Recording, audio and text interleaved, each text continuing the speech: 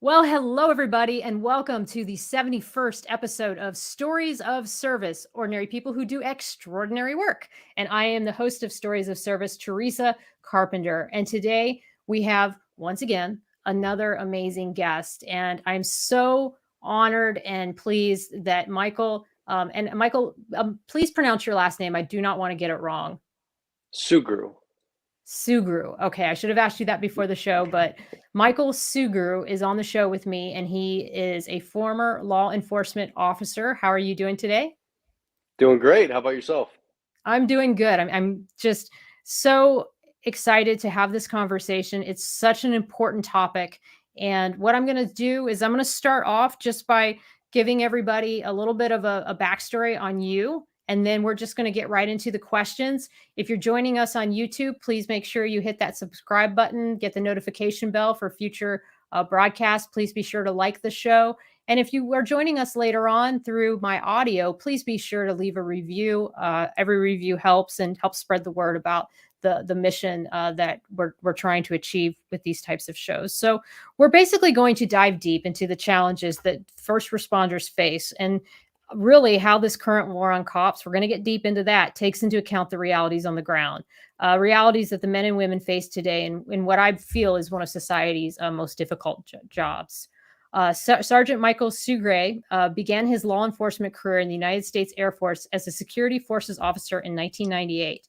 As a security forces officer, he specialized in law enforcement, global force protection, anti-terrorism, nuclear security, foreign airfield assessments, and air-based ground defense. He served in a variety of assignments, including flight leader, flight commander, senior watch officer, chief of command posts, and chief of security forces. He served all over the United States, Europe, the Middle East, and South America. And he was also a Security Forces Phoenix Raven with the unique identifier of 1173. He honorably separated from the Air Force as a captain in 2004.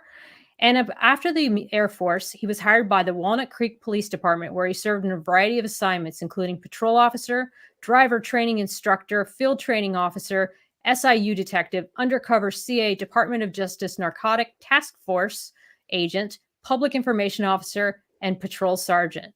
He was awarded the Walnut Creek Police Department Distinguished Service Medal in 2014 for his heroic and life-saving actions during a fatal officer-involved shooting in 2012, and we're going to talk a little bit more about that. He ultimately medically retired in 2018, and he is now a pure volunteer at the West Coast Post-Trauma Retreat and is an ambassador for Save a Warrior. He's a dedicated advocate for awareness, prevention, education, training on post-traumatic stress injury, and first responder suicide prevention. And he continues to speak at law enforcement agencies all over the United States. And his best-selling book, which I really cannot recommend enough, Relentless Courage, Winning the Battle Against Frontline Trauma, along with Dr. Shauna Springer, they tackle the complexity of trauma within the law enforcement community, uncovering the unspoken barriers and outline a path to healing. It was released in spring of 2022 and has been described by Lieutenant Colonel Grossman, who also wrote the best-selling author of On Killing and On Combat, as one of the most important books of our time and the natural successor to On Combat. And now, after only 9 months of being released, it is still the number 4 bestseller of all Amazon ebooks on suicide. Welcome. Thank you for having me. Yes. So first off, I really love the fact that, like so many of my other guests, you started your journey of service joining the Air Force. And so I really just want to start with that and say, what made you decide to join the Air Force, and how did that decision take place? It's kind of a long story. I'll try to make it short, but two really influential people in my life. My grandfather, he was in the Army Air Corps. And I remember growing up just, seeing his uniforms and his medals on display and hearing some of his war stories. And then my stepfather, who primarily raised me with my mother, he was in law enforcement, civilian law enforcement. And so I started volunteering for police departments at 8 years old. I was a police explorer in high school. And my initial plan was to go into the FBI, actually, not just regular civilian law enforcement. And I knew by doing that, I needed a college degree and I needed some work experience on top of that. So I looked into the military, and I actually did Army Officer Basic Course at Fort Knox, Kentucky first. I completed that through UC Davis, but the Army was not going to give me much for money for college. And so I looked to the Air Force, aim higher, and they actually gave me a full scholarship to California State Sacramento University. And so I went through their officer boot camp as well. And I studied criminal justice. I got my first choice of careers, which was security forces. And so I got commissioned in 98. And my original plan was just to do 4 years, to just get in, get out, get that experience. But while in the Air Force, I worked with some federal agencies like US Marshals, FBI, DEA. And I realized that just like in the Air Force, as I got promoted, it was less hands on and more kind of like in the office. And I really wanted to be out in the field every single day. I wanted to be wearing a uniform, driving a Yeah. marked patrol car. And so that's why I made that decision to switch from federal law enforcement to civilian law enforcement. And of course, the Air Force offered me Germany to live there. So that actually extended my time commitment. And then 9/11 happened, and then a whole bunch of series of things happened after that. But that's my long story made very short. No, that's a very good summation of what I think a lot of people feel like as they get through to those senior ranks. And I mean, I can tell you, I mean, having served nearly 27 years myself, you get to that place where you still want to just be on the ground and do, but then as a more senior officer, you sort of see the writing on the wall and you realize that you're not going to have those same experiences of really being able to do the tactical work anymore, and sometimes that is the reason why you choose a different path. Um so tell me a little bit about the Phoenix Raven opportunity and a little bit about what that is. That's a very distinguished, I think it was a school that you went through, and a qualification that you earned, and tell me a little bit about that. So it's a subset of security forces, and it got started by Air Mobility Command, which is one of the commands within the Air Force. And the whole concept of it, there's a few different things, but primarily it's to provide direct protection for the air crew and the aircraft when they land in hostile zones where there's not embedded security forces or host nation support. But they also do other duties like air marshal duties on DoD contracted aircraft. They do foreign airfield assessments. It involves a bunch of different things like that, but you're actually considered part of the air crew. You wear a flight suit. So they're the only security forces that actually wear a beret and a flight suit. And I went through the training as a captain. So all the instructors were enlisted. And as you can imagine, I just got the crap beat out of me in Raven School. And I don't weigh a lot. I'm a pretty fit guy, but I think I Mhm. lost like close to 30 pounds during that training. And even though the selection course isn't all that long, I mean, today, like looking back at my entire careers, it's the toughest thing I've ever done. And I have a lot of pride behind it.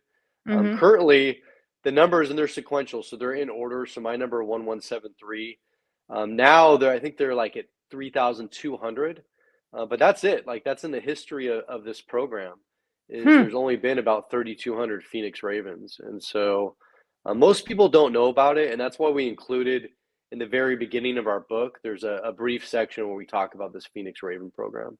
Yeah, I'd never heard of it, and that's interesting that you say it's the most. Was it tougher than your law enforcement training to be a cop? Yeah, in a different way.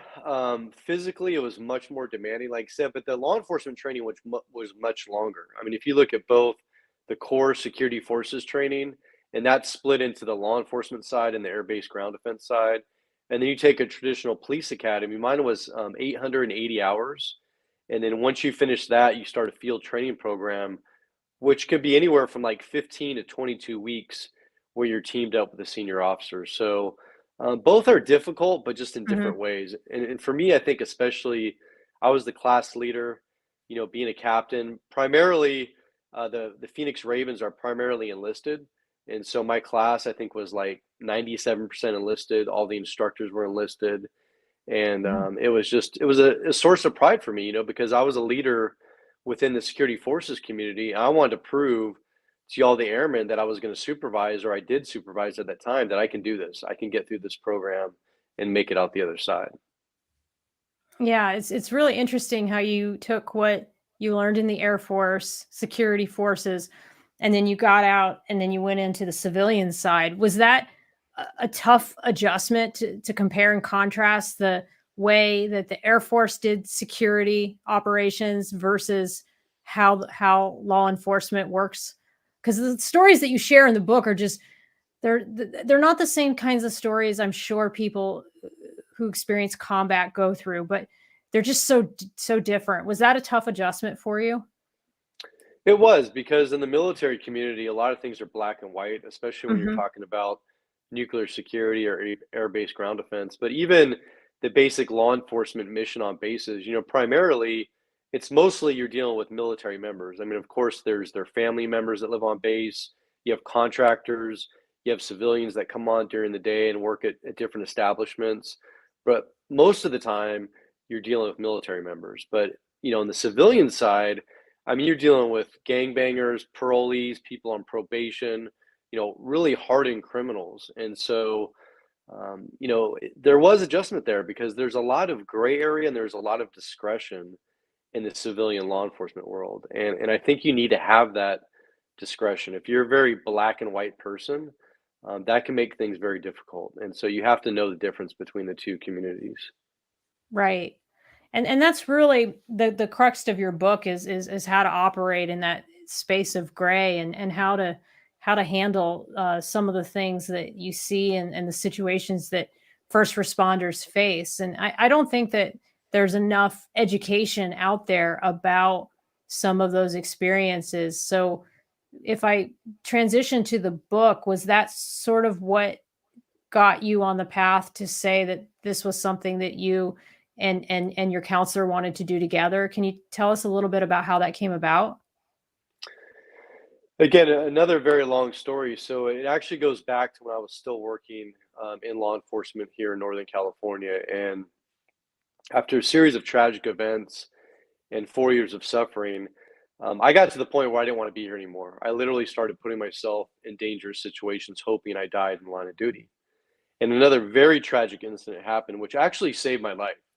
And that incident kind of woke me up out of this darkness and got me the strength and courage to ask for help. And that journey started the very end of December 2016. And so fast forward, I'm going through different programs. I'm seeing a therapist. I'm going to first responder support group meetings, like week-long residential programs for post-traumatic stress. And eventually I make the decision to retire from law enforcement. And I never envisioned public speaking, writing a book, none of this. I mean, I just didn't. And Yeah. call it fate, call it what you want. But a guy, his name is Danny Bird. I didn't know him. He reached out to me on LinkedIn because I was putting stuff out there about post traumatic stress, suicide prevention. And he's like, "Hey, I want you on my podcast." And I was like, "Yeah, I don't want to do that. I'm not interested." And thank goodness this guy pretty much harassed me for months until he said, "Look, I'm going to drive the 2.5 hours to you. Just give me an hour of your time. That's all I need." And so I agreed to it. And I met him at this Mimi's Cafe. I walk in, he's in the back room, camera set up, headphones on the table. I thought we were gonna have breakfast, get to know each other. And he's like, "Sorry, bro, but I have an hour and I've got to get out of here, so we're just gonna do this." And so, for the first time in my life, I shared my story like in a public way, and he recorded it both on video and audio. And this is where the key thing happened: is that for so long I was so embarrassed and ashamed about the feelings I had, the things that I went through. I thought I was the only one. And when I finally this got published, I started getting messages from all over the world. I mean, Canada, the UK, all over the US, from first responders that said, "Hey, your story is my story." And they thanked me and they started sharing their personal stuff with me. And I soon realized that there's so many people out there that are just suffering in silence. And my experiences aren't really unique and I'm not special. I'm just willing to talk about it. Most people aren't willing to talk about these things. And talking about it, sharing is what lets people know that they can do the same. And I'm living proof that you can get better. So to answer your initial question on this, let's fast forward to pretty much right before COVID. And Doc Springer didn't know me. It turns out she actually lived in the town that I was a police officer. We never met. Our paths never crossed. She didn't know about my shooting or any of my incidents. And she just reached out to me and said, "Hey, I'd like to have a phone call with you just to introduce myself and see what you're doing and whatnot." So I'm like, "Yeah, sure, let's do this." And she calls me up and she talks about stellate ganglion block, which is what she's involved in, which is a medical procedure to treat the biological symptoms of post traumatic stress.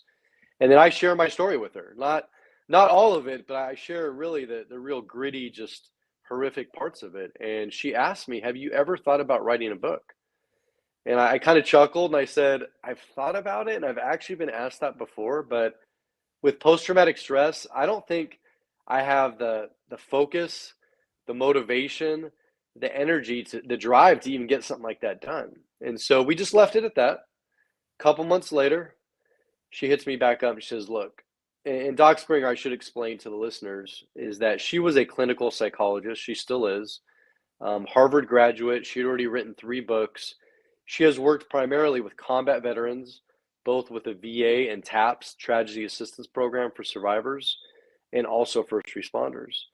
And she told me, she said, "Look, your story, it's sticking with me." She's like, "I can't stop thinking about it." I've heard hundreds and hundreds of trauma stories, but your story is going to save countless lives.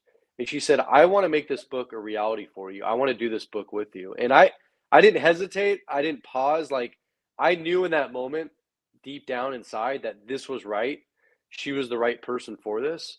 And so we started this journey. COVID happened, and we didn't actually even meet in person for over a year into this project. We did it all by Zoom. I mean, we literally did weekly Zoom meetings for like 2 hours and had this process just going. And we didn't physically meet until we were like 75% done with this book. And I owe it all to Doc Springer. She's an amazing, amazing person. And she is a culturally competent clinician, one that truly gets us. She truly understands the people behind the badge and behind the uniforms. How did she find you? Through LinkedIn?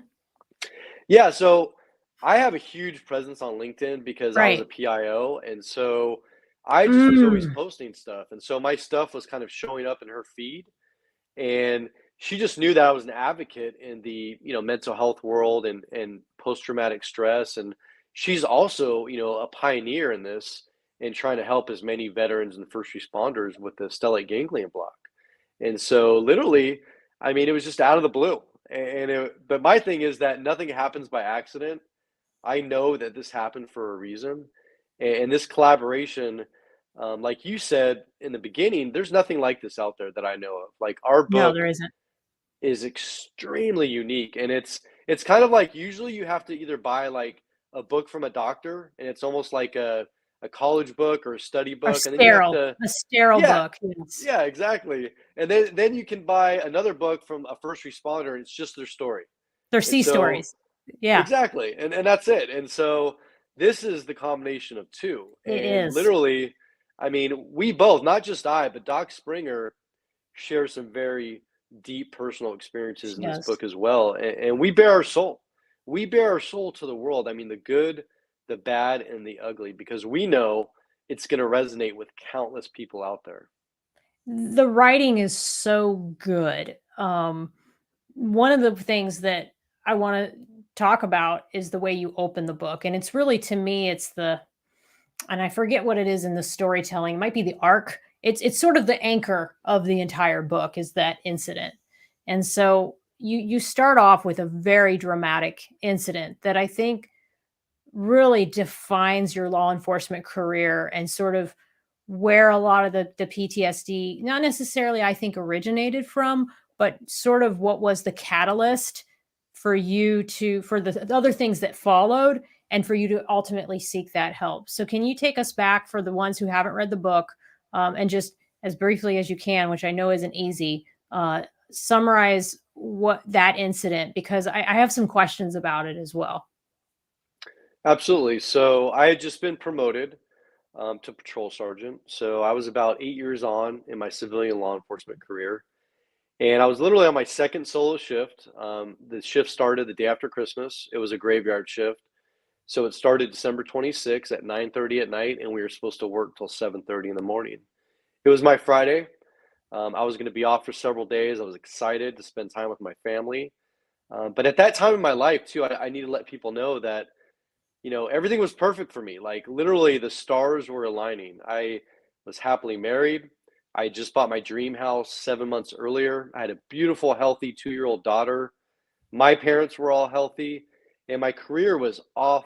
I mean, it was just off the charts. Like, literally, every assignment I wanted, I got promoted quicker and faster than anybody had. and I wanted to be chief of police someday. And I remember just going into work just on a high almost, just thinking about how great life was. And I got to work, pretty quiet, uneventful shift. There was an overlapping team, the swing shift team, and they went home a little bit after 1 a.m.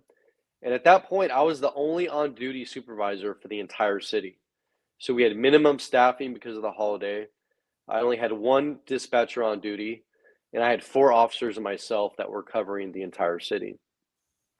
A little bit after 3 a.m., the hours of silence gets broken by our dispatcher, and she got on the air and just sounded extremely frantic, like I hadn't heard her say before. And she gives out the address on Creekside Drive and says that there is a woman inside a condo and a man armed with a knife. And at that point, all of us just start driving towards this location as fast as we can. And there's no cars on the streets. I'm blowing through the traffic lights. I know where this address is. I know the complex, but I don't know where this particular unit is. It's a very big complex. This particular street is all high dense residential. It's all apartments, high rise condos. About halfway there, the dispatcher gets back on the air and says, now that the boyfriend and girlfriend are barricaded inside a bedroom. And I was confused. So I asked for clarification and asked, is the boyfriend the one with a knife, or is there a third party armed with a knife? And the dispatcher quickly clarified and said, no, there's a third subject armed with a knife. At this point, I'm just, all these thoughts are racing through my head. And, when we go to calls and we go to seniors, we try to figure out as we're driving and listening to the radio and figuring out where we're going, but we're also trying to come up with a game plan or think about what we may encounter, the things that we may see or have to do. And so these thoughts are going through my head. And as I pull up on this dark street right in front of the complex, the dispatcher gets back on and starts screaming. And she says, units, there's a struggle, there's a struggle. And then the phone line drops dead. So she lost all communication with the female inside the condominium. At that same time, thank God, one of my officers pulled up right behind me.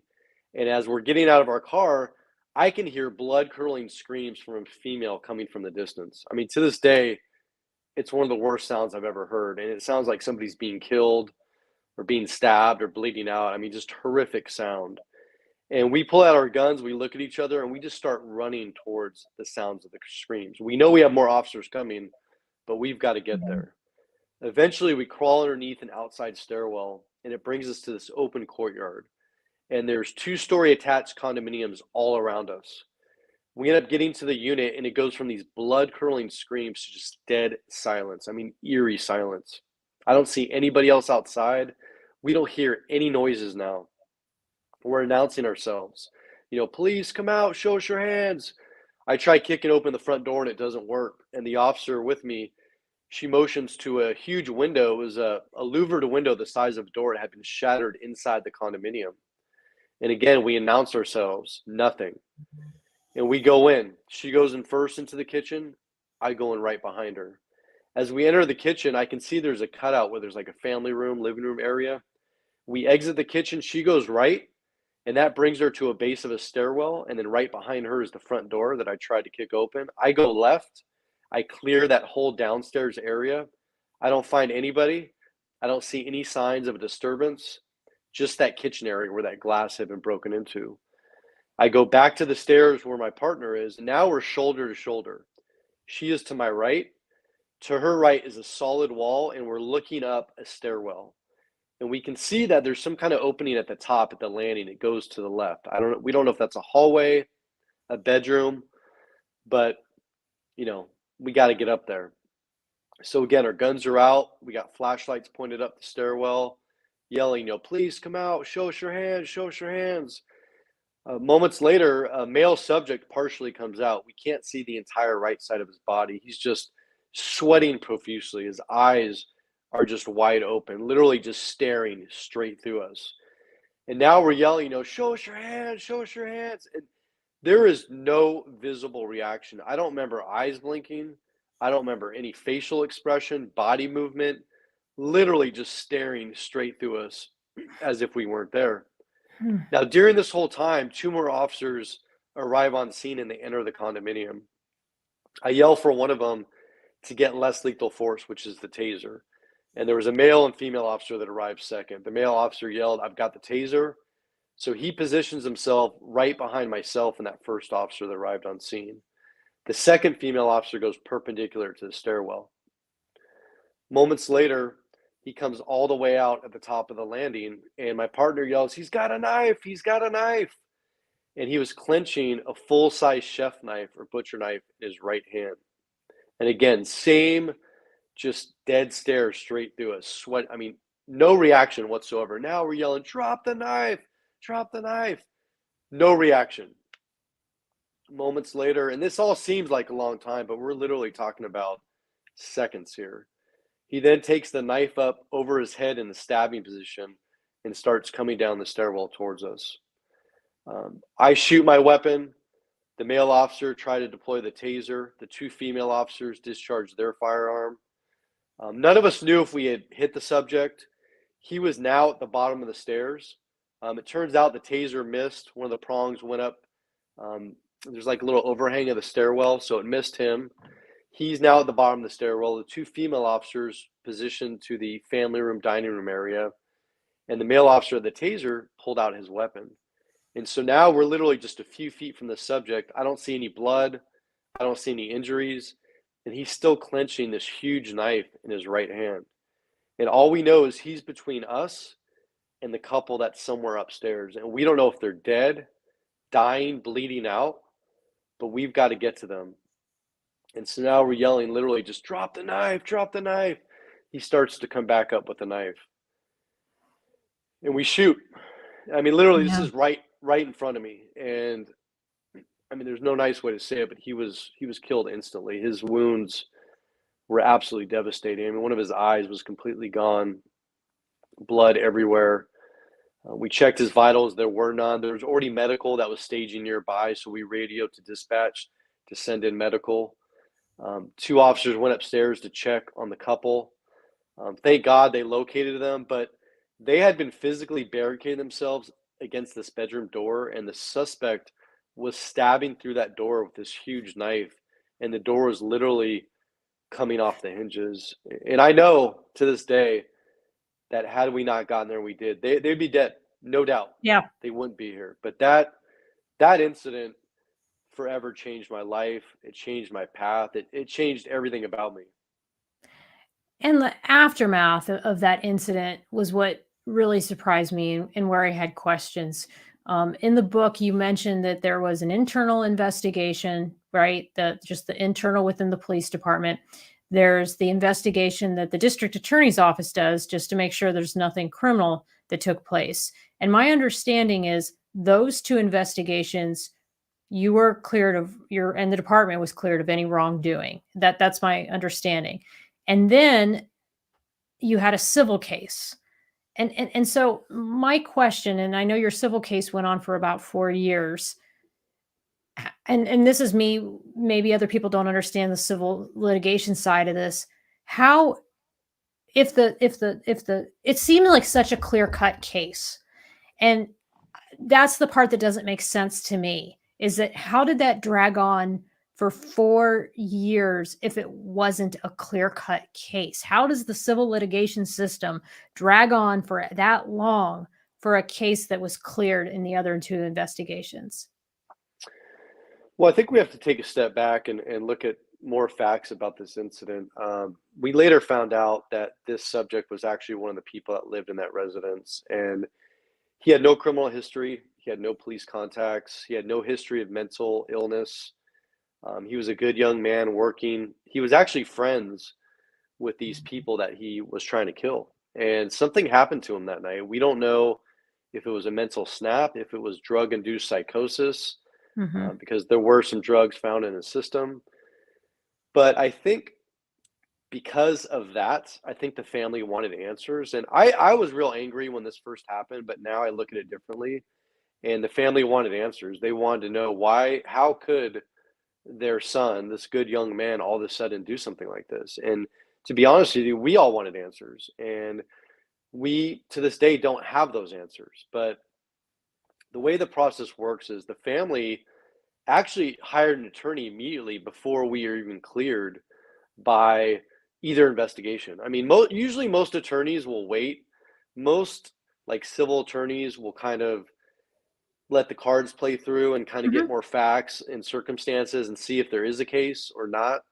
And this family didn't do that. They literally, I mean, sued us immediately. And it's kind of a long explanation. I'll try to kind of keep it brief, but within the law enforcement world, when you use deadly force, there's a thing called qualified immunity. And that's where a judge can say, he can look at the facts of the case and say, you know what, these officers acted within the scope of their duties.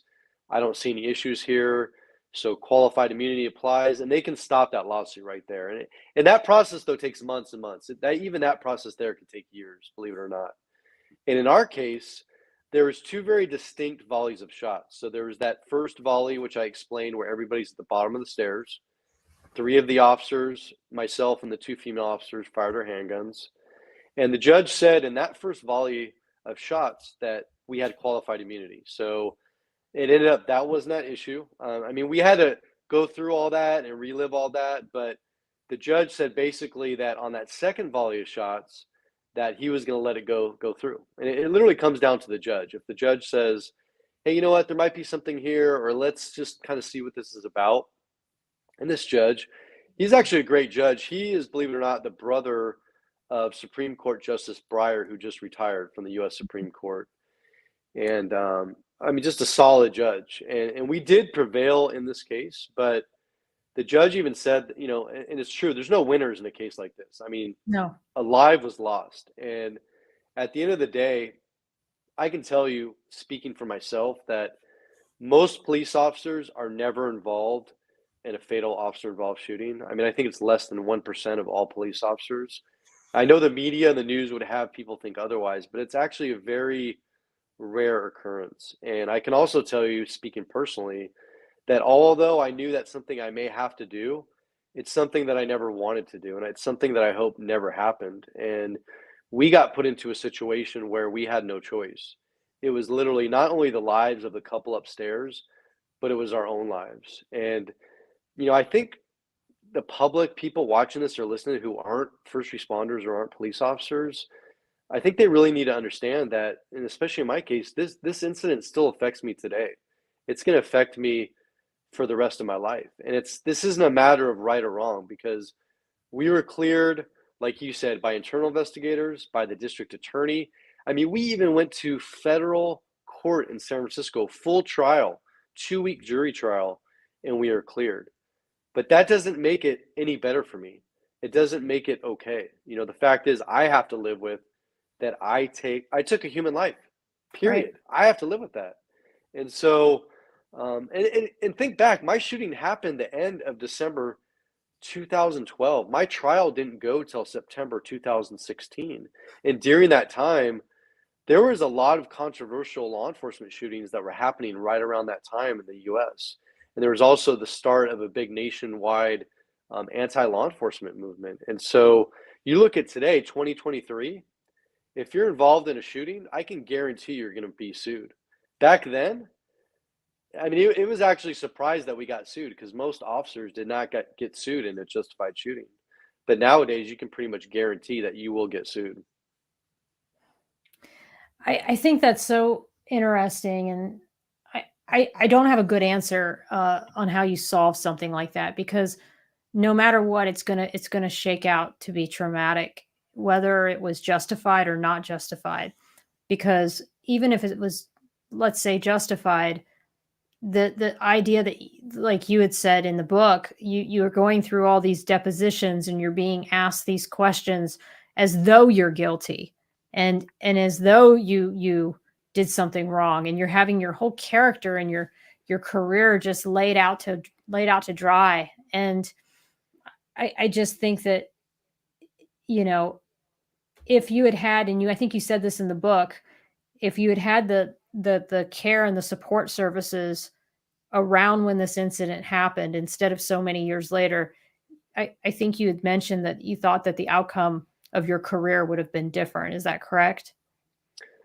It's partially correct, but you know, I have to take a lot of the blame here because a lot of it comes down to the stigma and the culture. And you know, being a former Air Force security forces officer, you know, doing the job that I do, I mean, talking about feelings, emotions, admitting that you need help, that was just weakness to me. That was Mhm. shameful. And so Right. we had some services, we had peer support teams, we had training, we had a department contracted therapist. Our department was actually very progressive then and is now, but I didn't trust that system. I didn't trust the Yeah. people on the peer support team. I didn't have established relationships with clinicians or therapists. And that's why you really need to lay the foundation for this stuff early on in your career and normalize, not just talking about these things, but also starting those early relationships with people you can trust, whether it's Mhm. a like a pastor or a chaplain or a clinician, but where there's protected communication where you can literally talk about anything. And I didn't do that. And so you mentioned this in the beginning of our interview, and the shooting wasn't it wasn't it. I experienced hundreds of traumatic incidents before the shooting. It's that I didn't talk about those incidents. I didn't process them. I literally just pushed them all away.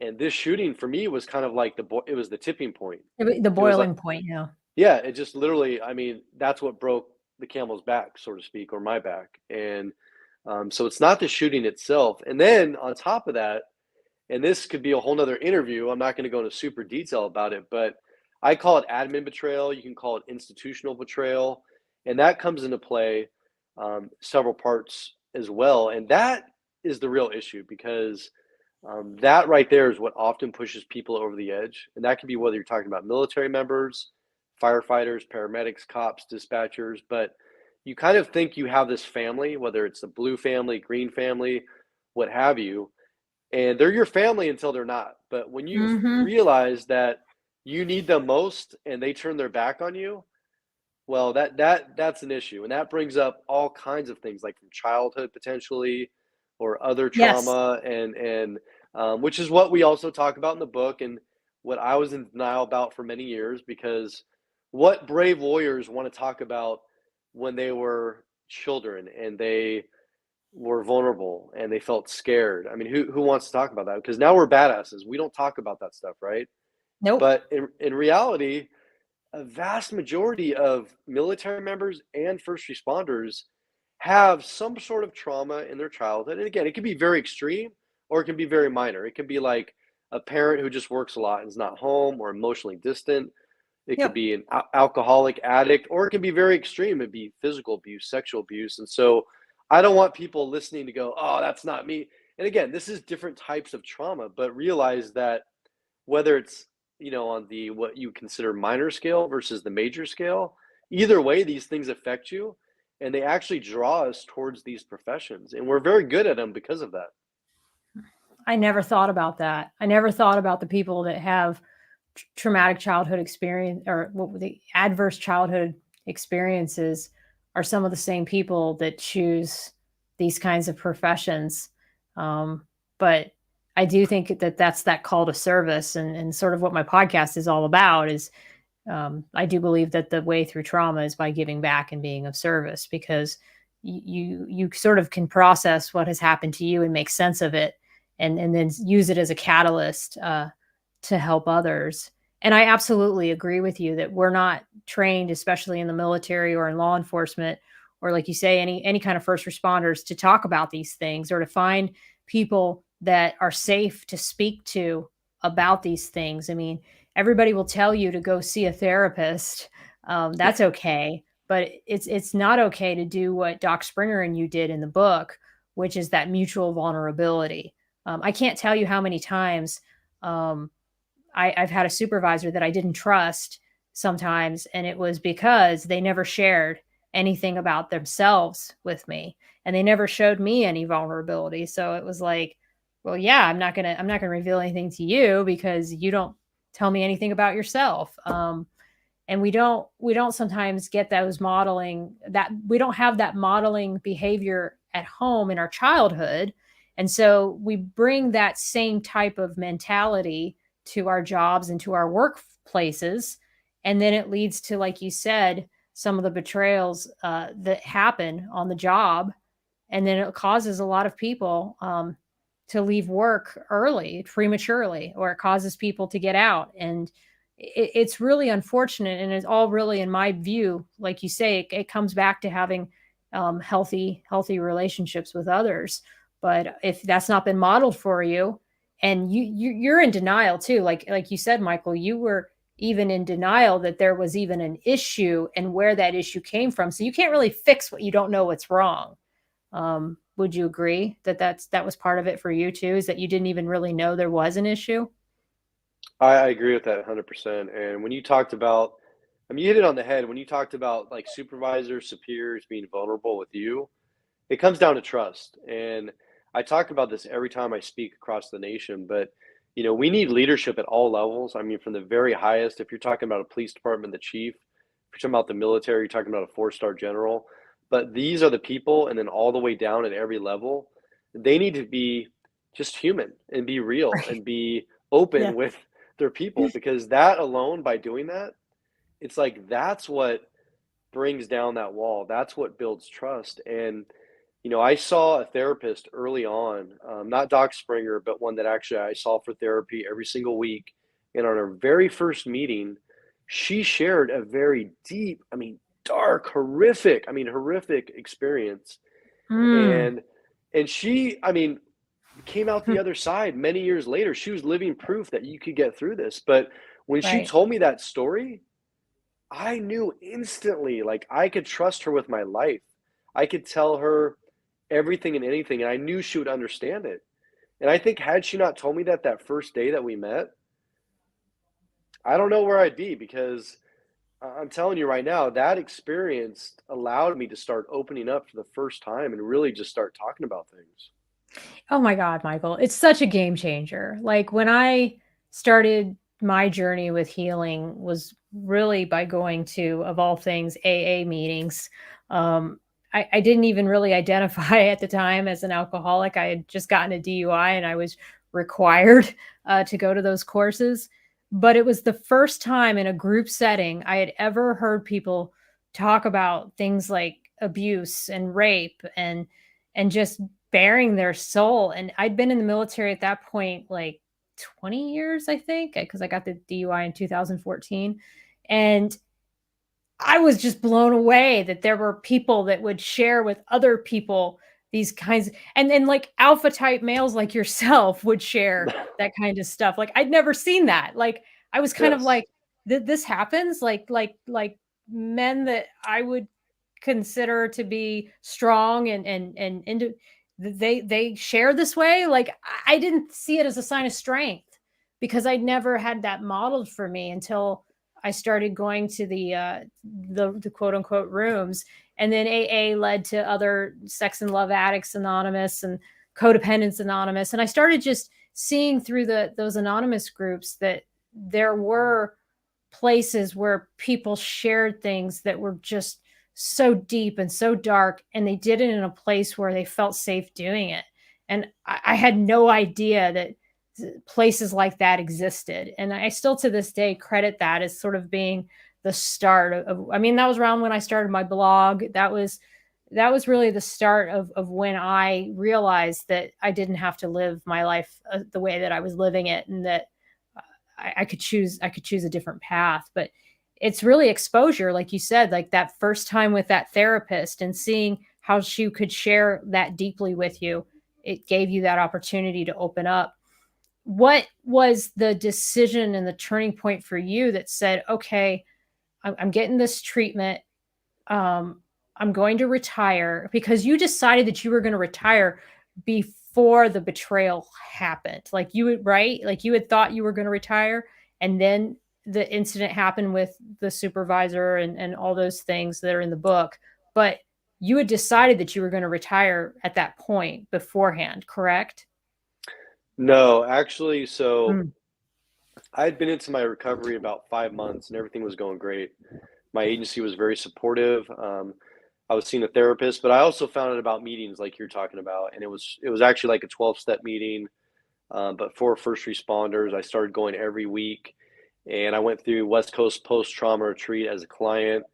Was even debating trying medication. I was really anti medication at that time, and doing everything I could to get better. And that was my goal. My goal was always to go back to work and to always be a cop, because that's all I knew. It's what I wanted to do since I was a child. And there was actually a series of different administrative betrayal things that happened right after I went to the West Coast post-trauma retreat. I don't want to give away in the interview, but to jog your memory, the trip to Disneyland with my daughter might refresh your memory on that one. Mhm. But that was a turning point for me. And up until Okay. that trip, I literally was going to go back to work, So I but didn't okay, there, that was a timeline question then. I didn't realize that it was those incidents, and I know we shouldn't just get into all the parts of the book because we really also want people to buy the book and to be inspired by the stories in the book. Having just basically plowed through that book yesterday, I mean, 2 or 3 days, I couldn't put it down. That's how good it was. And I'm just sitting there thinking like, wow, like so to go through the transformation that you went through is just nothing short of remarkable. And I applaud you for having the courage to share your story and to show other people that it's possible to achieve this level of vulnerability and come out the other side in a good place. So we won't get into any of that, but the book is so much more than just first responder traumatic stress. It's about that, but it's also about toxic work environments. It's about making peace with some of the things that happened in your past. Like you said, it's a little bit of sea stories, dramatic events, but then it's a therapist and somebody who's a guided professional that takes you through at the end of the chapters that makes sense of the experiences that you went through. What's been the reception from the book so far?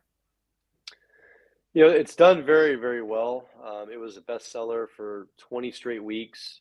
It hasn't even been out a year. I think we have 326 reviews, and people are literally pouring their heart and soul out in these reviews. If you actually read some of them, they're like 4 or 5 paragraphs long, some of them, and they're publicly sharing. And it blows my mind. I mean, that people are willing to do that, but it shows me the culture is slowly starting to change. And there's a really cool story I want to share with you that's not in the book. It happened after the book came out. When we first wrote this book, Doc Springer and I, the main purpose was to save lives. First responder lives, military lives, all lives for that matter. But I go to the gym every day. It's part of my healing. I work out like 2 hours a day. And there was a gentleman who I had known for years. I mean, I didn't know who he was. He didn't know who I was, but we'd wave to each other.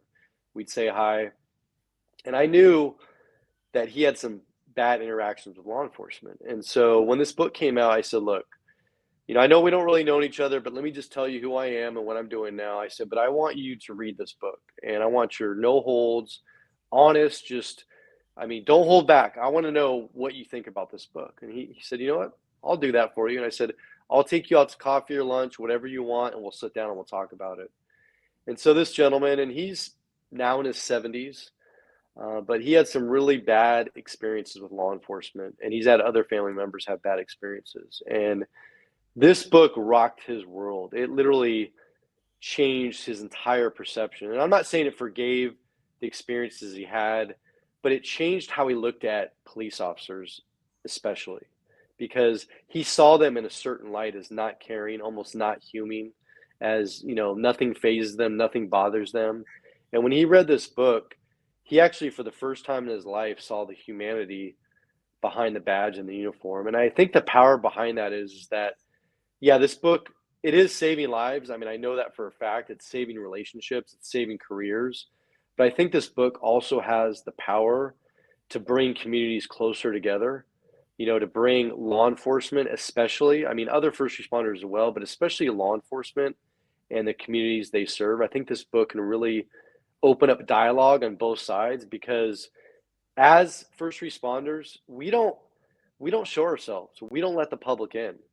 It's very separated, and we just give out this image in this front that we feel invincible. We're wearing this uniform. We don't care. Nothing bothers us, and that could be the farthest from the truth. I mean, many of us are fathers, husbands, wives, sisters, brothers. We experience all the same things that everyone else experiences in their personal life, but we also get exposed to hundreds of traumatic incidents over our careers. And we see negativity and abuse and literally, I mean, the worst in society sometimes. And it takes a toll on us. And so I think the public needs to understand us better. We need to let them in and show them who we really are, not this image of perfection that a lot of our senior leaders like to do in the military and Mhm. law enforcement to the subordinates. But I let's agree. show who we really are and that we're people just like them. We care. And most of Yeah. us went into this career field not as just a job, but as a calling to really make a difference. And we are willing to put our lives on the line every day, but that doesn't mean we signed up to get killed. It just means that we're willing to be the last resort, the ones that you call when 911 and no one else is coming. We're willing to be those people. But know that this job, this career, not only affects us, our physical health, our mental health, but affects our relationships, our families, our loved ones, our children. I mean, I lost my marriage. Yeah. It has devastating just domino effects, and that's the real power, I think, is that, man, this book, it can help everybody. It can, and maybe it will inspire other people who have had the same experiences that you've had to be brave enough to share their story. And they may not do it the way that you did, but there's always a start, in my view, when it comes to sharing stories. It could just be a photo and a quick little snippet on Facebook, or it could be a blog post, or it could be writing an editorial for a newspaper, or it could be even things like if you're passionate about a particular bill and you decide to go testify and share your story to the legislature in an effort to pass a particular piece of legislation. There's so many ways that you can share your story. You can do it the way we're doing it today here with this podcast. And I would be remiss. We did have a couple questions here on the side in comments. Joy did say, I can only say thank you for doing your job for protecting and enforcing the law. She said there's safety and healing and sharing with strangers. Healing is possible. Thank you. And then she also said, and I would say you'll probably say yes to this. My sister-in-law was a 30-year 911 operator. She has PTSD. Will this book help her? She does not want to talk to a therapist. It opens deep pain. And I mean, I don't want to speak for you, but I would say absolutely it will help her, and maybe it'll be the catalyst to show that there could be healing possible later on with a therapist. But for now, a book is a great window to open that up.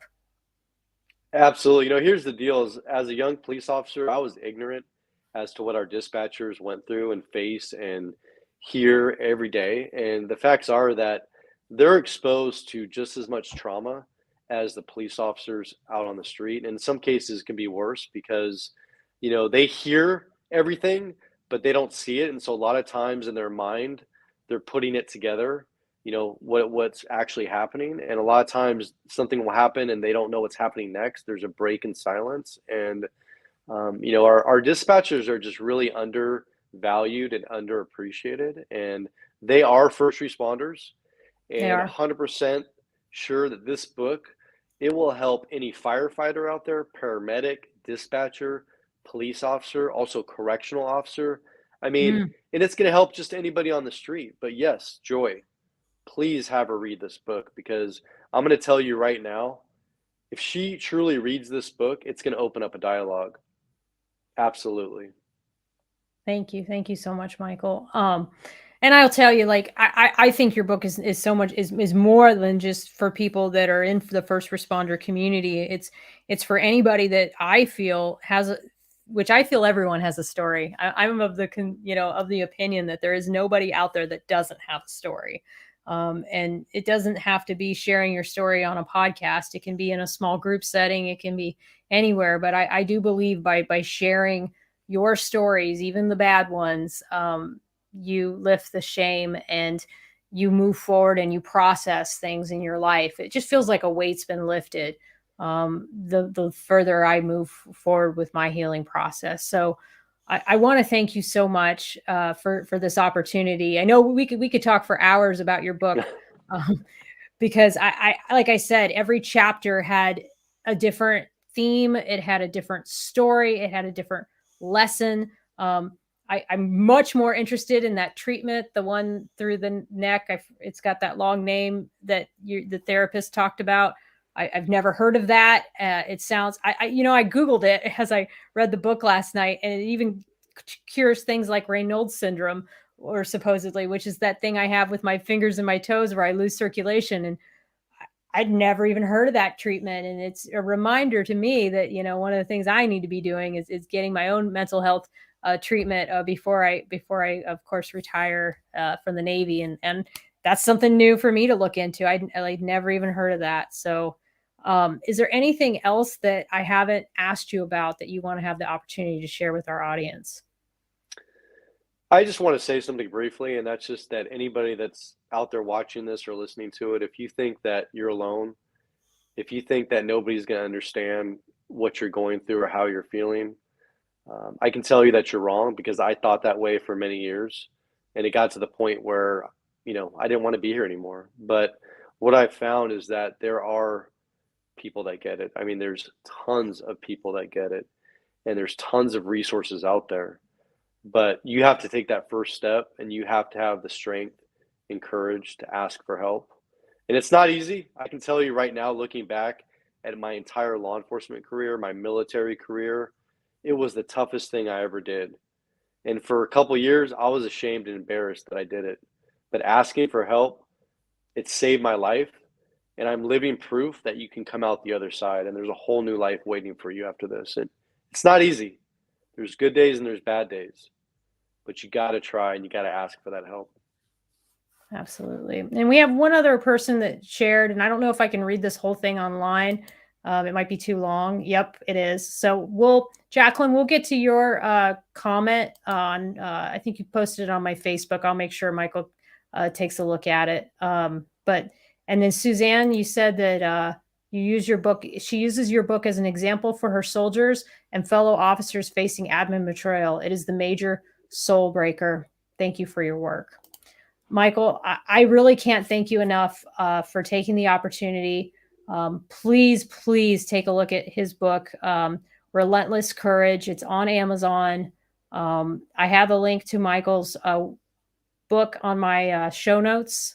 And thank you again. It was such an honor and such a pleasure talking to you. Thank you. All right. I'm going to meet you backstage. I'm going to go full screen just for a minute, but I want to thank all of you guys for watching tonight. This was a tough conversation, but I think one that is very important and needs to be had. Please stay tuned. Next week, I'm going to be taking on romance scammers. It sounds kind of funny, but it's actually not. It's a transnational crime that actually impacts a lot of people. And I'm going to get better educated about it since I've been impersonated quite a few times myself on the internet. And I don't like people that prey on vulnerable people. So we're going to dive deep into that. I'm going to be talking to a retired Army colonel who faces the same issue and has made it his life mission to educate about it. So with that, I'm going to sign off. I hope you guys have a wonderful day, evening, and I'll talk to you later. Bye-bye now.